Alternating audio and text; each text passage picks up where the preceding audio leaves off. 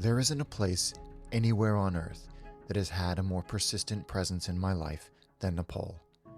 For as long as I can remember, this country and its people and its words and its rituals echoed around me. Not just in my grandmother's stories of her time living there with my grandfather, a major general in the British Gurkhas, but in the fragments of their lives that had made their way to me. In borrowed rituals and turns of phrase, in the grainy 16mm footage of my grandparents trekking through a country they were so deeply fond of, in words like Sherpa and names like Gurung that were persistent refrains in my grandparents' day-to-day. Nepal had such a consistent presence in their routines, attitudes, legacy, and lore that I felt an unearned affinity with this place. And yet, for all its weight in my family's history, I had never been. The Nepal I knew was secondhand, an indistinct shape lacking texture, smell, flavor, and sound. It's time to finally experience this place for myself.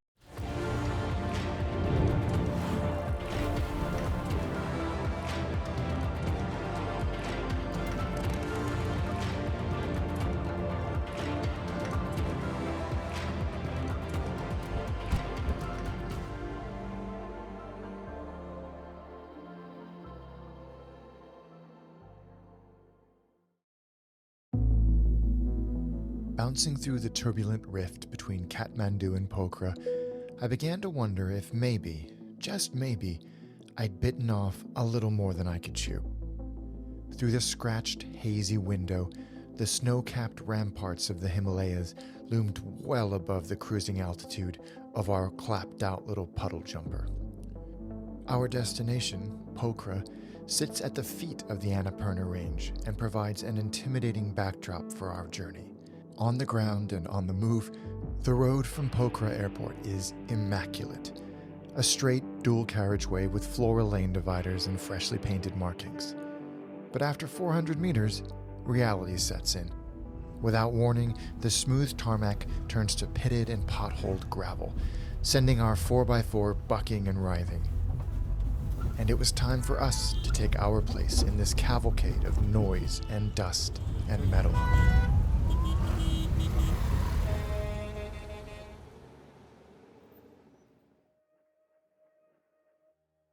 As quickly as we entered the maelstrom, we were out, deposited at the shores of Lake Phewah, stretching out like a mirror so still it seemed to hold its breath. It looks almost like a painting.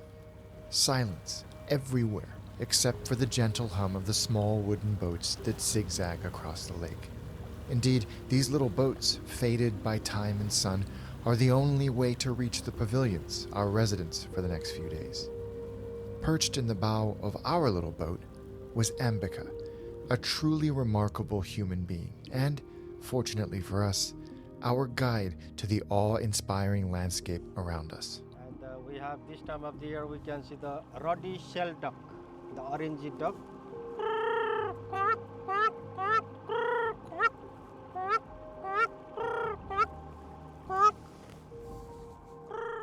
Ambika knows Lake Phewah like home. Its moods, its wildlife, its quiet secrets. The kind of knowledge you only gain by living alongside it. Before settling into our lakeside lodgings, Ambika introduced us to some of the resident flora and fauna. Haru people who are Aboriginal tribe, indigenous community of Chittagong, they love to have this snail. Wow. They You eat just, yeah, we eat it. They swallow. They suck in. Wow. Very tasty, yeah, very tasty. The fertile basin is absolutely teeming with life. Jungle cat also roam around here. It's very pretty. Little egret, osprey. Cattle egret, they follow the cattle. And we have so many sand martin and the Himalayan swiftlet, they fly around here. This is called Jetha Buddha in Nepali, Jetha Buddha rice.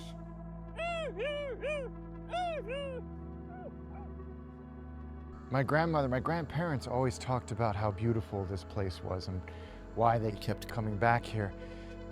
But I don't think that I could have possibly understood it until I had been here myself. The peace and the serenity that just seem to emanate from the lake and from the mountains is breathtaking. And also how in tune the entire place is with nature. Everything seems to coexist.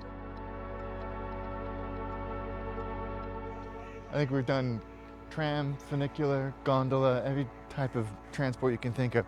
This, however, will be at first. All right. My new favorite method of transportation. Inspired but exhausted, all that remained was to climb the steps to our hillside cabins. A tough climb after nearly 24 hours of traveling. But the reward, an approving nod from resident dog Dixie, and a warming fire made it all worthwhile.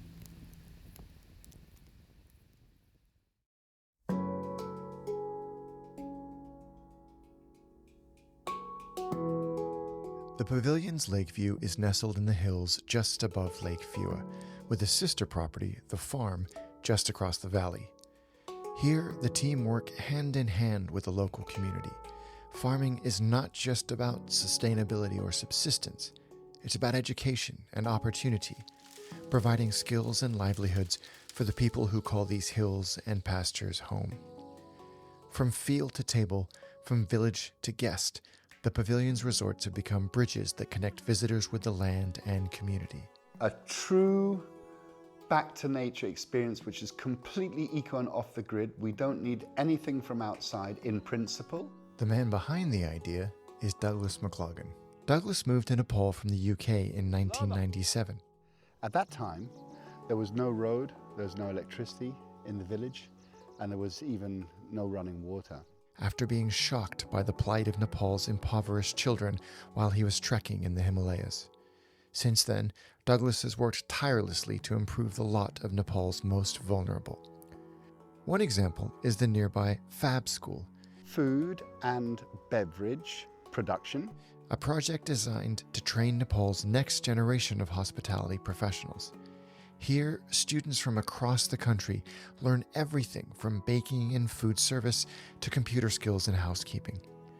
Many graduates end up in some of the top hotels in Nepal, including just across the valley, back in the Pavilions farm property, ensuring that the circle of community and hospitality is complete. And nothing reflects that spirit of community hospitality quite like being invited into Douglas's home for a meal, including water buffalo raised locally and shared among neighboring farmers and families. Everything is from here except for the salt. Amazing. Turmeric, ginger, onion, garlic, dal, ghee, and of course, that prized water buffalo. A unique, generous, and hyper-local meal. It is really, really the power food. This is what the mountain Gurkhas swear by. This is what they eat. It's just delicious. It's outstanding. Yeah. Just like at dinner with Douglas, the Gurkhas are never far from conversation in Nepal. Indeed, mention Nepal anywhere in the world, and chances are someone will bring up the Gurkhas. So when I had the chance to visit the home of the Gurkhas in Pokhara, I didn't hesitate. Welcome to Pokhara and welcome to Gurkha Museum. The Gurkhas' reputation as fearless and ferocious fighters precedes them, and the stories of their courage, selflessness, and heroism are told with awe and admiration all over the world. I, too, have a profound appreciation and admiration of the Gurkhas. Their story is woven into my family's history. My grandfather, Major General Pat Patterson, commanded Gurkha regiments throughout his time in the British Army, and later co-founded the Gurkha Welfare Trust. I've heard of General Patterson a lot. His time with the Gurkhas and in Nepal left a deep impression on him and my grandmother, and in turn, all of us. So to walk through the archives at the Gurkha Museum, see photos of him on the walls, and hear firsthand from the people still carrying his legacy at the trust he co-founded was nothing short of humbling. Our job is to support our frontline staffs who deliver our outputs. This is incredible. I mean, this gives me goosebumps. A living reminder of the bond between this remarkable country and the brigade that remains one of its proudest legacies. Everyone I told I was coming here said, there's a picture of your grandfather on the outside of the building, but I didn't expect it to be at such a scale. It's very inspiring to see. And the chap next to him is J.P. Cross, who served under my grandfather and is a legend here in Nepal and throughout the Gurkhas. So seeing this in person is, it's making me quite emotional. And of course, when offered the chance to meet the legend himself, still a local resident and just 99 years young, I had to take it. A short but expectedly bumpy drive through Pokhara took us to the gates of Colonel Cross's home, accompanied by Will, a serving Gurkha officer, and a good friend of my cousin George, himself an officer in the Gurkhas. JP's home is a museum of his own making. Walls crowded with mementos of conflict and comradeship, shelves filled with volumes he's written to capture it all in his own words. And at 99 years old, he hasn't lost his sense of humor either. Sorry I wasn't here when you came. No, not at all. I was shaking hands with my wife's wedding present. Oh. It felt remarkable to be in the company of not just a living legend, but one who knew my grandfather so well. Major General Patterson was my grandfather. One of my few military heroes. Incidentally, Nepali culture asserts that age begins with conception. So to them, JP has already completed his century. Although for you, a mere 99. Yes, sir, we used to. And then I'll tell you something else. Wore the pants off you. No, not at all. I've been looking forward to this for years. I must have set up a British Army record by having 37 years, 324 days in Asia without a home posting. And except for when I was the attaché in Laos, I was with these people. See, I've been with these people since the 10th of December 1944. That's 79 years, 11 months, and 14 days, which is a long time. And I'm the second English person to become a citizen. It's blood from a stone. It took me 32 years, 6 months, and 2 days. And if you think that's impressive recall, watch this. If a unit has no memory, it has no soul. And 40 years and 1 month after I left the battalion, I was walking in Pokhara, and an elderly-ish Gurung came to me and saluted. He said, "Saab," in Nepali. I was in the first Gurkha Rifles. So I said, "What is your number?" And it took him a little bit of time to remember his number, 40 years and 1 month afterwards. And he said, 2493. And it was my turn to scratch my head. And I thought a little longer. And I said, "Your name is Dullah Bahadur." And it was. And I then made, and he didn't react because a family, a battalion's a family. You should know each other. It was and remains surreal to me that Colonel Cross knew my grandfather and family so well. I say the epitome of a good regimental officer. Although he was a man of few words, great man. He fed his sons and daughters on anti-worm medicine, and your aunt has refused to agree. My mother tells that story all the time. Yes, well, your grandfather told me he did. He said, "You ought to have it too." So how can I forget? With each detail, each laugh, each anecdote, I felt a better understanding of, and somehow an even greater admiration for my grandfather, a man I never had the privilege of knowing as well as I would have liked. I hope that your grandfather should be proud that we are meeting together. Yes. Yes. I am delighted. We Nepali believe that soul, those who remember the soul can see each other as our forefather told us. Now come here, if you will. I like to think he would have rather enjoyed the idea of me being here with Colonel Cross, We've had her 4 days. hearing stories of their time together, getting a tour of this extraordinary home, and even leaving with a signed memoir, which I appreciated, but it was the stories, the details that were the true gifts.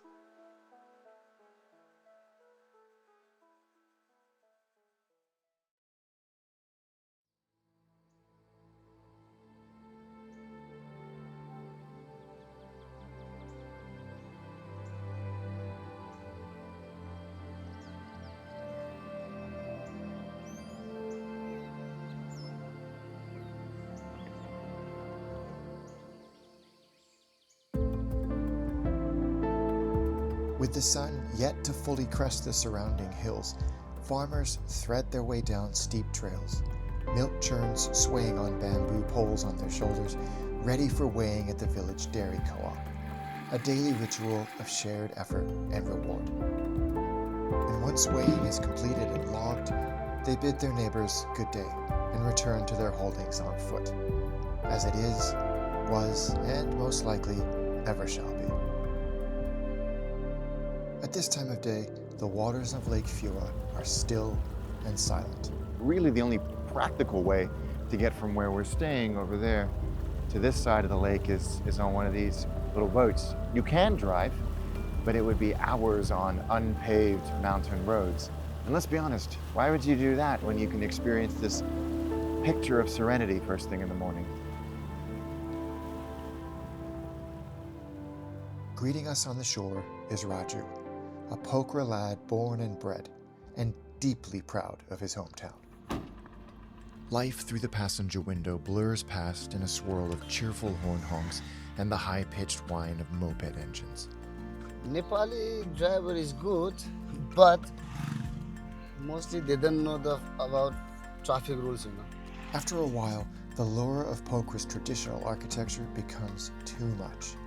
This is a place that needs to be explored on foot. The old bazaar, this road we're on now, is an important part of Pokhara history for many reasons, not least of which is because it's home to many perfect examples of old Nepal architecture, including these 150 to 200-year-old homes. There was a propensity in the past to let them fall down or knock them down and build modern new homes, but they were becoming so few and far between that the government actually stepped in to protect them and forbade their destruction and actually financed their preservation because they're so beautiful and they were becoming so rare. But on this road, there's so many examples of them, and they really are exquisite pieces of architecture. Walking through the bustling streets of Pokhara, and you start to notice its natural rhythms, the ebb and flow of the everyday. Markets, school runs, chess duels. Old boys congregate while old dogs sunbathe. Pokhara, drenched in sunlight, is bursting with life and color. Lakeside, families picnic and aspiring footballers work up an appetite. And so in turn, do we.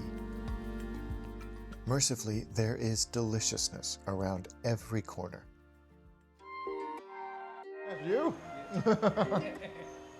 Nepalese food is a curious but delicious blend of influences from its neighbors and, of course, its indigenous people and itself. So you'll see, obviously, curry and dal-based dishes, but you'll also get Tibetan influence as well. So you'll see momos everywhere, Tibetan dumpling. And Chinese food, too. There's a significant Chinese influence in modern Nepali cuisine. It is distinctive Nepali food from its neighbors. It's those influences that are so interesting and worth exploring the entire spectrum of what's available in this country. So I'm having breakfast, and Nepali breakfast, which is a little bit like a thali, so it's lots of little dishes, vegetable curry, roti. Best way to start a day. Why would you not want to start your day with curry? Oh God, that's good.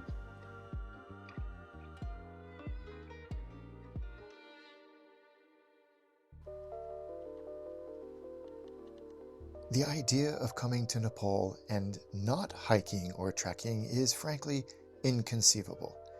And again, blessed with the expert guidance of local naturalist Ambika, the hills that surround the pavilions reveal their magic with every step. The views are spectacular. I'm very excited to see what the next few hours reveal.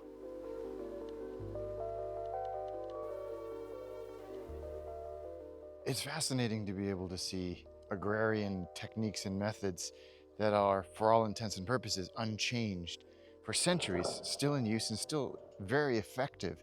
What is essentially intensive and subsistence farming, so growing crops and rearing animals for one's own consumption first, and then whatever is left over or surplus is sold into the community, is predominantly what's happening here.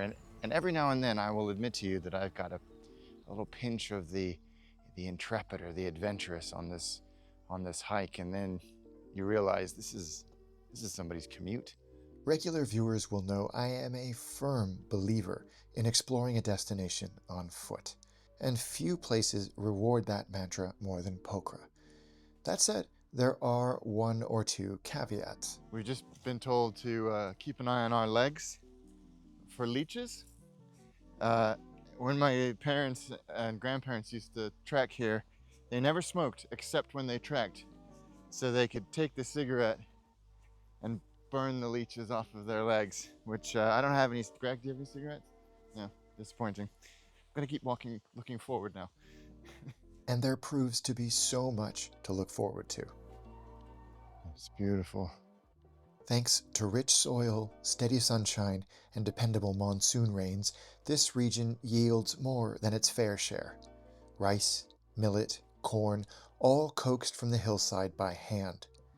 Every twist in the trail reveals families working their patch, as they have for generations. You never think of coffee growing in Nepal, but I suppose it's a perfect place to grow it. Oh yeah, perfect place. Yeah. You can see nicely growing. And Yeah. With intimidating terrain all around, it's easy to forget that everyday life is never far away. Now we've emerged in relative civilization, roads and cars and mopeds. We're about 15 minutes away from the Peace Pagoda at the very top, which should give us some spectacular views of the entire valley. As the road curves, the treetops part, and in the distance, the first glimpse of our destination, the Pokhara Peace Pagoda. Not far at all. The Shanti Stupa is a monument to peace, but also perspective. And as we made our way up, it felt like the right place to reflect on where we'd been and what it all meant.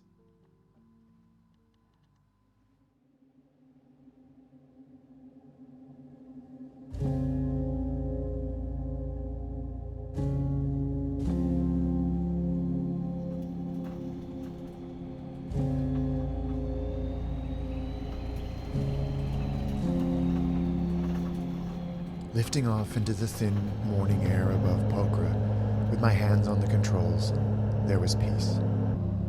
But as we took these tiny airplanes higher and higher, closer and closer, I felt something I didn't have a word for. I'm not a religious man, but in that moment, battered by winds of a fury I have never experienced in 30 years of flying, I felt the presence of something vast. Something unknowable, and I felt small, wonderfully, painfully small. I thought I came to Nepal looking for ghosts, the faint outlines of lives that once moved through these hills and valleys, the outlines of people I love and miss, my grandparents. I wanted to find what they saw here, what drew them in so completely. I thought maybe if I stood where they stood, walked the same paths, I'd feel closer to them, and maybe, in some desperate way, bring them back to life just for a moment. And I did, but not in the way I expected. There were no whispers in the wind, no signs carved onto the rocks, just people, real people, who welcomed me, fed me, told me stories like I'd always belonged. They didn't give me back my past. They gave me something better. I had come to Nepal to understand my grandparents' love of this place, to walk the hills they trekked, and to meet the people they so admired. And I did. But I also returned home with something just as valuable, my own line on the map linking my family to this beautiful and unique place.